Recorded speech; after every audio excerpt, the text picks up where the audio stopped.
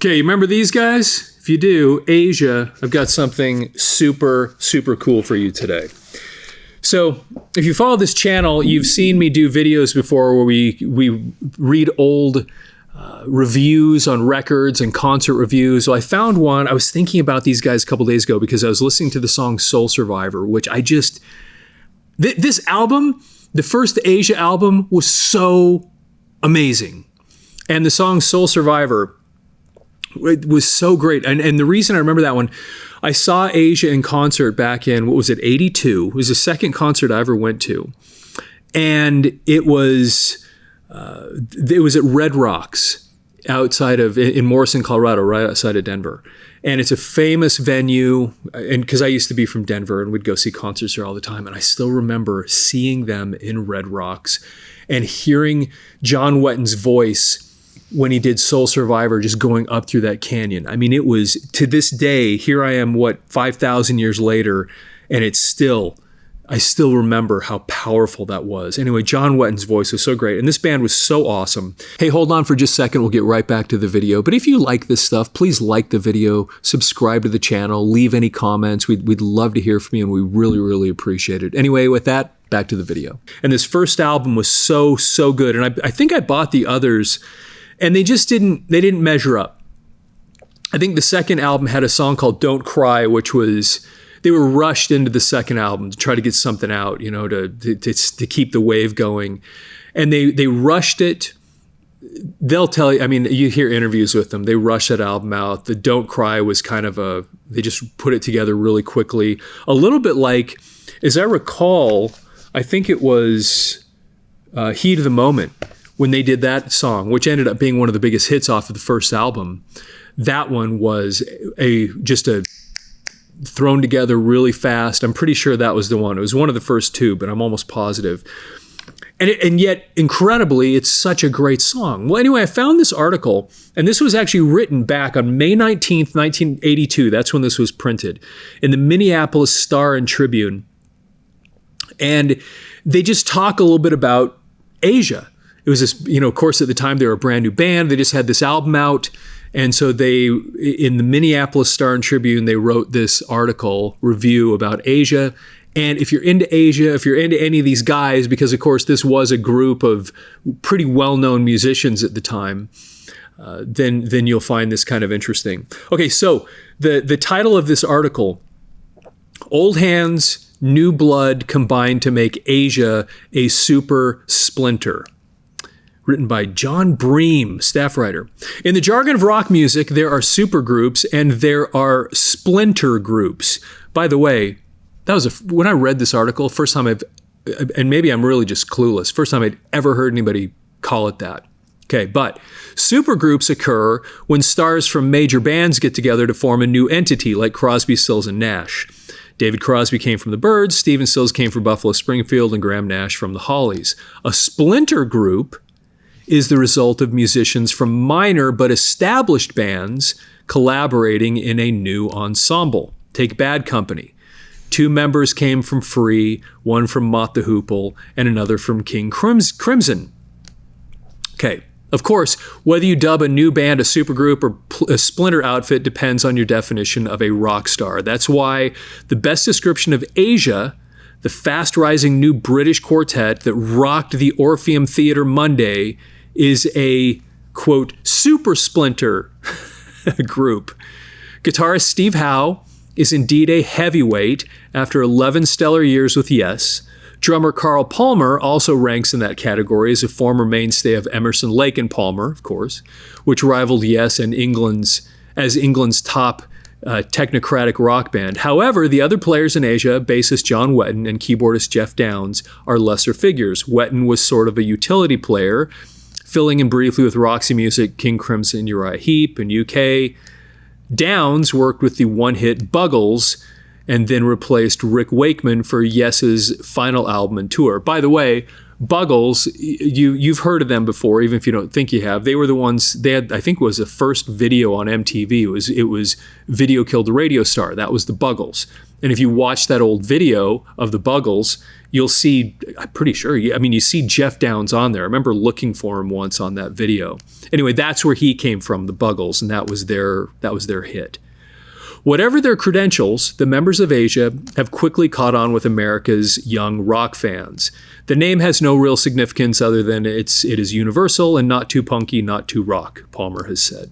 The group's debut album, Asia, climbed to #1 on the charts just 7 weeks after it was released, and it's enjoying its second straight week at the top this week. That's a reflection both of the music and a slump in the record business. Okay, so the point there is that there wasn't a lot happening in the record business, which is kind of a weird statement to make, I think, especially when you consider all the stuff that was coming out right around the time, because there was a lot of big stuff that came out right around then. And maybe I'm missing something, but it had, in my opinion, more to do with the fact that the songs were absolutely amazing. Heat of the Moment was just great.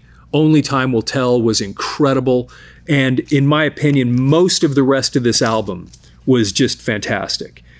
Soul Survivor was incredible. One Step Closer was super cool. Time Again, I don't know if I remember that. Wildest Dreams was great. I don't remember Without You. Cutting It Fine is a great song. And Here Comes the Feelings, great song. There's a lot of great stuff on here. So anyway, it was a really, really good album.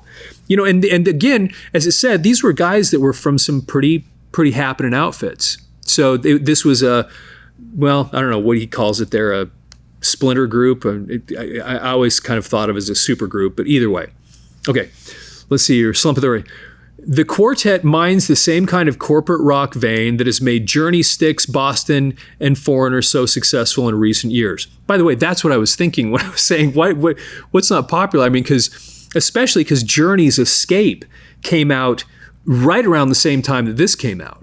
I think it might have been the year earlier, but it wasn't long before this. I mean, there was some big stuff happening right then. Some huge, like, earth-shattering stuff. Styx, what would they have been coming out with then? That was a little too early for Roboto, I think. But anyway, but the point is, Paradise Theater would have been right around that time, that 81, 82 range. I could be wrong about that. But again, and that might have been their biggest album. I'm not sure Roboto... Kilroy hit his, although no, okay, I don't want to get off on that. I think Kilroy might have sold more. That song definitely put them on the map in a way that they hadn't before, but okay.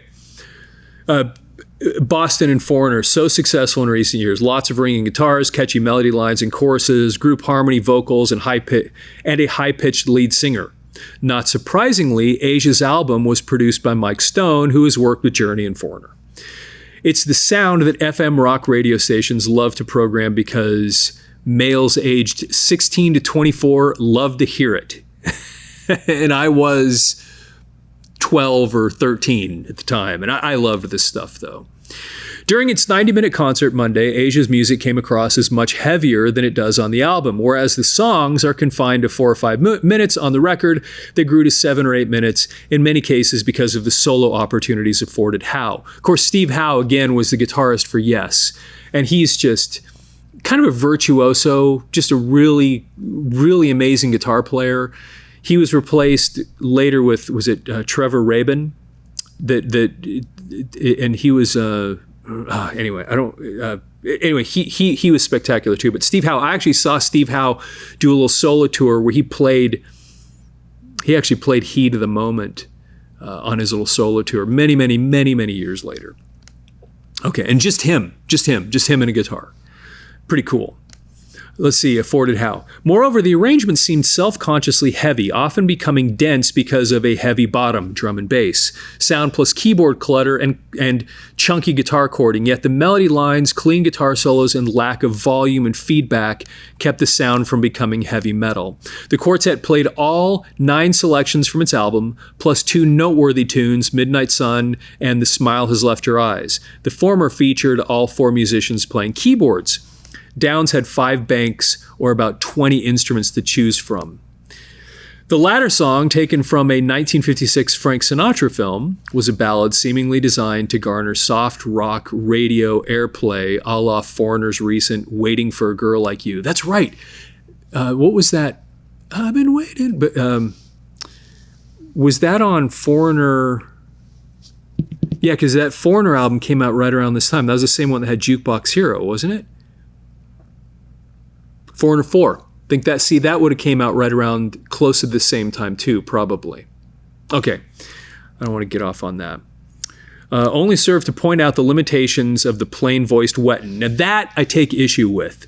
Served to point out the limitations of the plain-voiced Wetton. I mean, maybe there's some limitations in range, I guess. He might be saying that because there is, in Soul Survivor, he does sound like he strains a tiny bit when he gets those top, but his voice is so strong.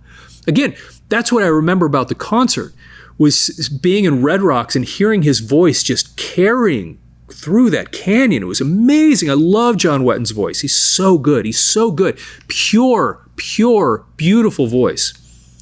Who rendered this tune in his lower register.